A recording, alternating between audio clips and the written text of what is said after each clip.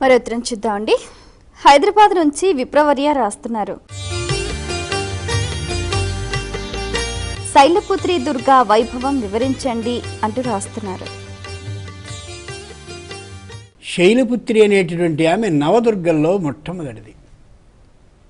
వందే వాంఛితలాభాయ చంద్రార్థకృతశేఖరాం వృషారూఢాం సమాసీనాం శైలపుత్రీం యశస్వినీం. వందే వాంఛితలాభాయ, ఏదైతే కోరిక అమ్మవారిని స్తుతించి మనం ఇది తీరితే బాగుండునమ్మా అని లోపల అనుకుంటామో, వాంఛితం అంటే లోపల అనుకోవడం ఒకటి. రెండు, వాంఛా సజ్జన సంగతౌ, శాశ్వత కాలంగా కోరుకునే కోరిక ఏదో దాన్ని వాంఛ అంటారు. తాత్కాలికంగా కోరుకునేది కాదు, శాశ్వత కాలంగా నేను ఎప్పుడూ మంచి వాళ్ళతో ఉండాలి అని కోరుకోవడం జీవిత వాంఛ. శాశ్వత కాలం ఉండేటటువంటి కోరిక, ఉండవలసిన కోరిక.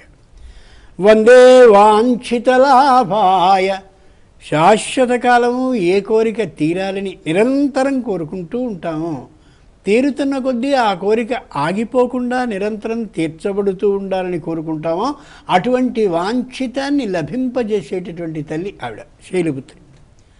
చంద్ర అర్ధకృత శిఖరాం, చంద్రుడిలో సగం అంటే అర్ధచంద్రుణ్ణి తల మీద అలా తాను అలంకరణం కోసం ఏర్పాటు చేసుకుంటుంది. వృషారూఢాం, తెల్లనైనటువంటి ఎద్దు మీద పెడుతూ ఉంటుంది. వర్షతీతి వృష, ఏ కోరిక కావలిస్తే ఆ కోరికని వర్షతి వర్షింపచేస్తుంది కాబట్టి వృషం ఎద్దు. ఆ ఎద్దు మీద చక్కగా కూర్చుంటారు. వృషారూఢాం, తెల్లనైనటువంటి పద్మాన్ని ధరించి ఉంటుంది. అటువంటి ఆమె శైలపుత్రీం యశస్విని, మంచి కీర్తి ప్రతిష్టలు కలిగినది, కలుగ చేయగలిగిన శక్తి ఉన్నది అయినటువంటి శైలపుత్రికి నమస్కరిస్తున్నాను అని.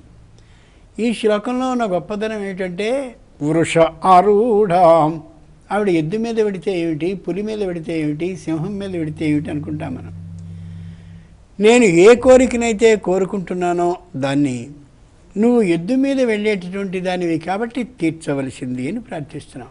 ఎద్దు సత్వగుణానికి చిహ్నం, గుర్రం రజోగుణానికి చిహ్నం, ఏనుగు తమోగుణానికి చిహ్నం. అంచేతనే దేవతలకి సంబంధించిన ఉత్సవాలు జరిగేటప్పుడు ముందు ఎద్దులు పెడతాయి, ఆ తర్వాత గుర్రాల వరుస పెడుతుంది, ఆ తర్వాత ఏనుగుల వరుస పెడుతూ ఉంటుంది. సత్వ రజస్ తమో గుణాలని 3 విధానాలు ఉన్నాయి. అంచేత అమ్మవారు సత్వగుణం మీదుగా దానికి సంకేత రూపంగా ఉండే ఎద్దు మీద అలా వెళ్తూ ఉంటుంది. కాబట్టి శైలపుత్రి, నన్ను సాత్వికమైనటువంటి విధానంతో ఈ వాంఛ, ఈ కోరికని తీర్చుకునే పద్ధతిని ఏర్పాటు చేయి. 2, ఎద్దు ధర్మానికి సంకేతం, ఆవు భూమికి సంకేతం.